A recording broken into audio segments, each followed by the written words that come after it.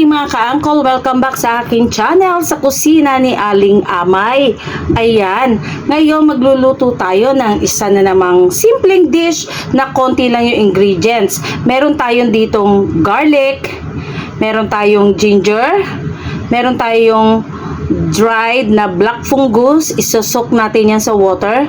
Meron tayong onion at meron tayong pork ribs. Ayan. Meron ako ditong bamboo shoot. Ayan. Meron itong sariwa, merong nasa incan. Sa Pilipinas, labong. Ayan, bamboo shoot incan na lang ang kinuha ko.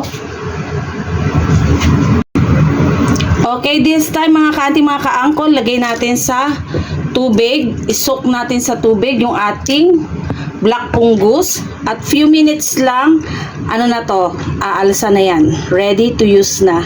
Ayan. Konti lang dahil mamaya, ano na yan, madami na, alisado na siya. Set aside lang muna natin. At hiwain natin yung ating mga ingredients. Set aside ko na itong hinugasan kong karne. Okay, this time, hiwain natin yung ating mga aromatics. Ayan. Hiwain lang natin. Kuha lang tayo ng konti. Hindi ko naman uubusin itong ginger.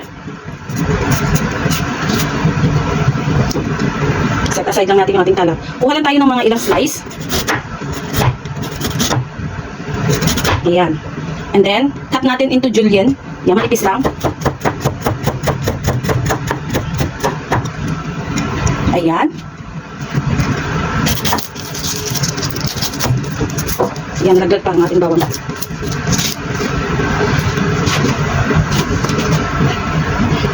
Kahit hindi masyadong mince yung ating garlic, so okay lang. Yan.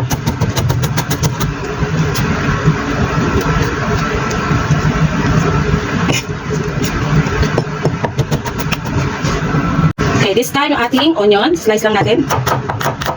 Maliit lang to, shallot ang gamit natin. Yung small red onion, shallot ang tawag.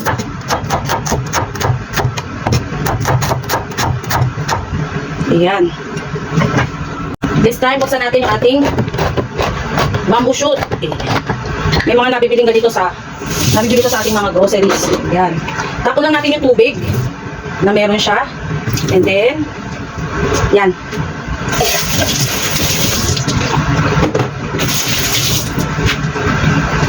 Hiwain na natin to. Hindi na natin to kailangan, yung fresh nito kailangan natin i-pre-boil. I-boil natin sa mainit na tubig, i-blanch natin. Pero ito, hindi na natin to kailangan na i-pre-boil. I-cut na lang natin. Slice lang natin ng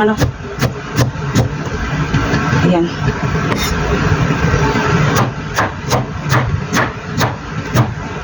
Ganyan ko na lang siya kinat.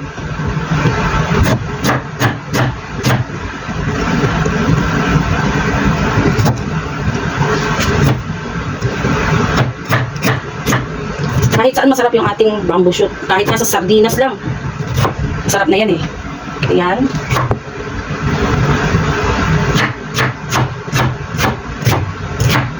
Bahala kayo kung anong gusto nyo hiwa. Kung paano ko lang hiniwa to. Ayan. Ayan na siya. And then, ito naman yung ating konting oras pa. Yung ating black fungus.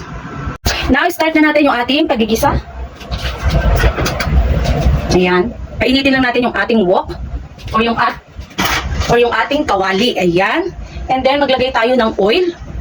Kahit anong oil meron kayo dyan sa kusina, any oil will do. Dito sa amin, we use olive oil.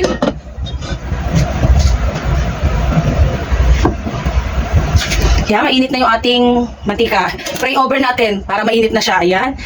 Gisa na natin yung ating garlic. Ay, ginger. Sorry. Unahin natin yung ating ginger para lumabas yung kanyang aroma. Sunod natin yung garlic. Dito sa ating pagigisa ng mga aromatic, kahit ano naman mauna dyan, pwede yan. At the end niyan, magsasama-sama rin sila dyan, di ba? Ayan. Hindi ko muna minarinate yung ating karne this time. Gusto kong kalabasin yung kanyang sariling katas.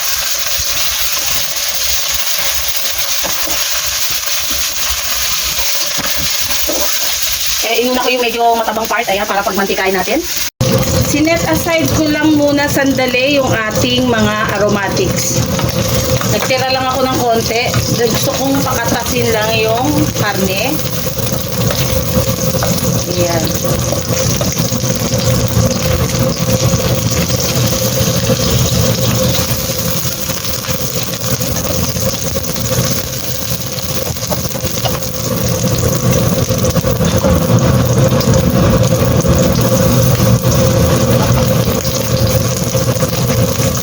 Gusto ko ma-extract yung kanyang fats.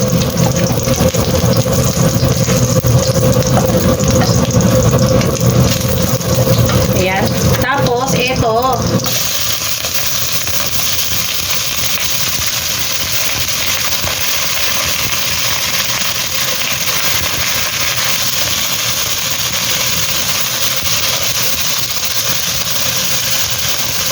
Talamsik. Takpan muna natin. Talamsik.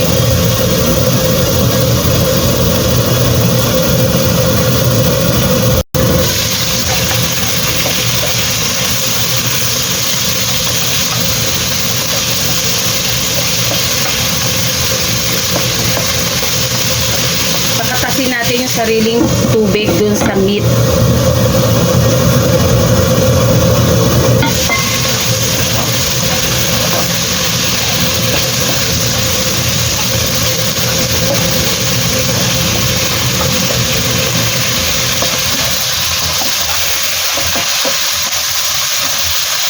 Ang bango niya.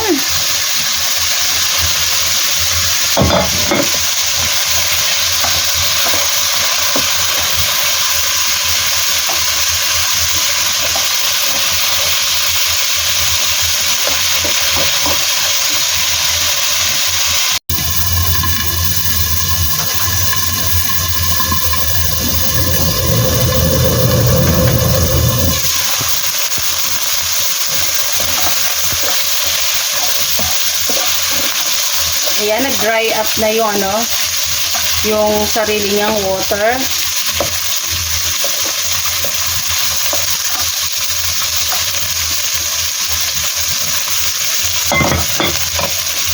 Ibalik na natin yung ating mga aromatics, yung ating ginger, garlic, at onion.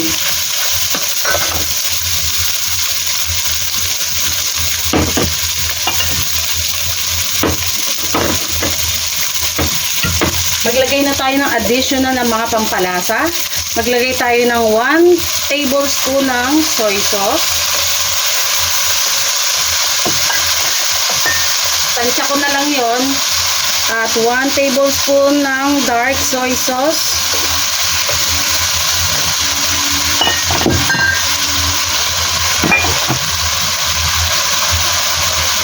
Maglagay ako ng 1 teaspoon ng rice wine or shaking wine. Pang-alis ng langsa. Kaya naglalagay tayo ng Chinese wine or rice wine. Yan, konting halo.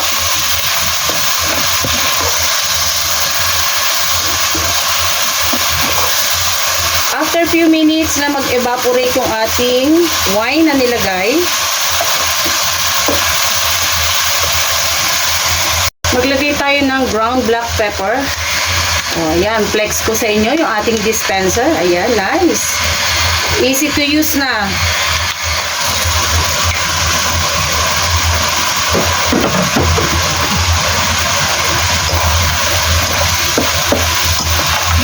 Ayan, konting halo.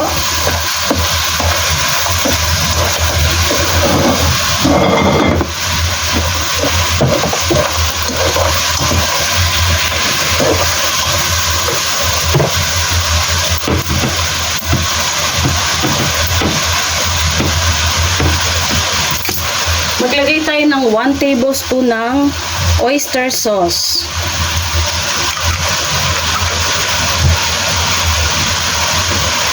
At this time, maglagay tayo ng water. Hot water na nilagay ko.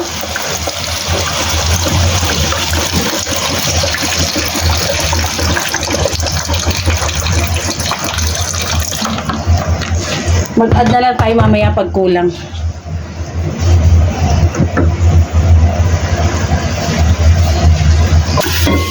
Pagkulo, hinaan natin yung apoy into medium-low fire. Okay, welcome back mga ka-auntie, mga ka-uncle. Ayan, check natin yung ating niluluto. This time, lagay natin yung ating dalawa pang ingredients. Sabayin na natin yung ating black fungus at yung ating bamboo shoot.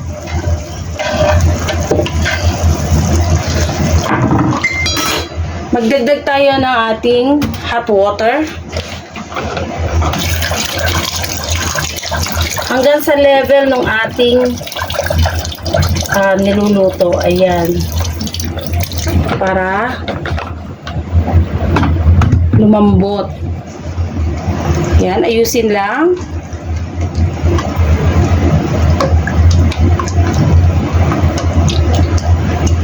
Yan, level siya ng ating karne at ng ating mga gulay. And then, takpan natin. Ayan mga ka-auntie, mga ka-uncle, isimmer natin to sa low-medium heat for about 30 minutes and then check natin after 30 minutes para malaman natin kung lumambot na siya at magdagdag na lang tayo ng time kung kailangan pa. Okay? Balikan natin to.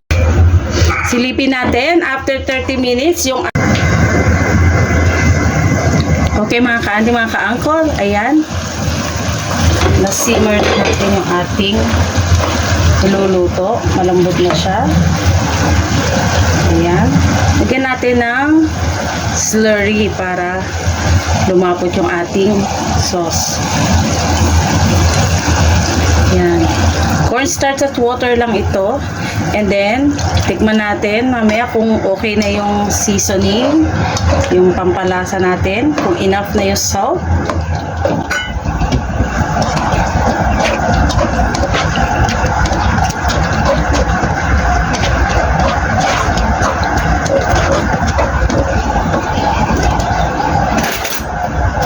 Tikman natin.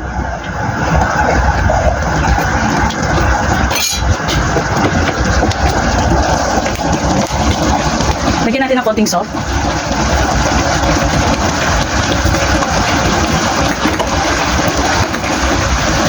Add na rin na natin ng konti pang ground black pepper.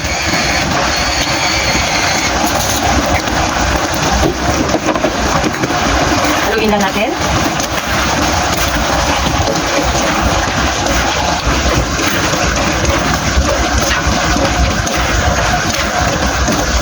And yan na.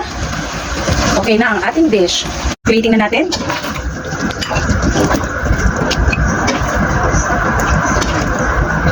And there you go. Ayan, plating na natin. Lagyan na natin ng garnish.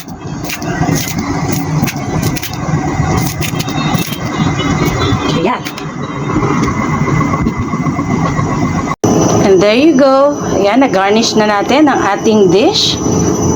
Napakaganda. I hope ma-try ninyo sa inyong mga kusina ito, mga ka-auntie, mga ka-uncle. Ayan, kung gaano ito kasarap. Napakasimpleng lutuin, pero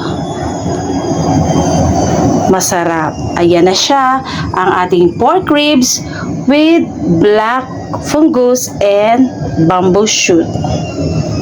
Ayan na. Happy eating! Happy tummy! Mga nagkagusto po sa ating video for today, paki-like and share nyo ang ating video at paki-comment na din kung ano pa mga gusto nyo lutuin natin sa susunod at baka maisakatuparan natin ang pagluluto ng mga request nyong dish. Ayan, sa mga hindi pa nakapag-subscribe sa aking channel, please do subscribe, Aling Amay Vlog, and hit the notification bell para updated kayo sa mga susunod ko pa mga uploaded videos. Maraming salamat po. Always be happy, always happy tummy, enjoy life. God bless us all. Bye!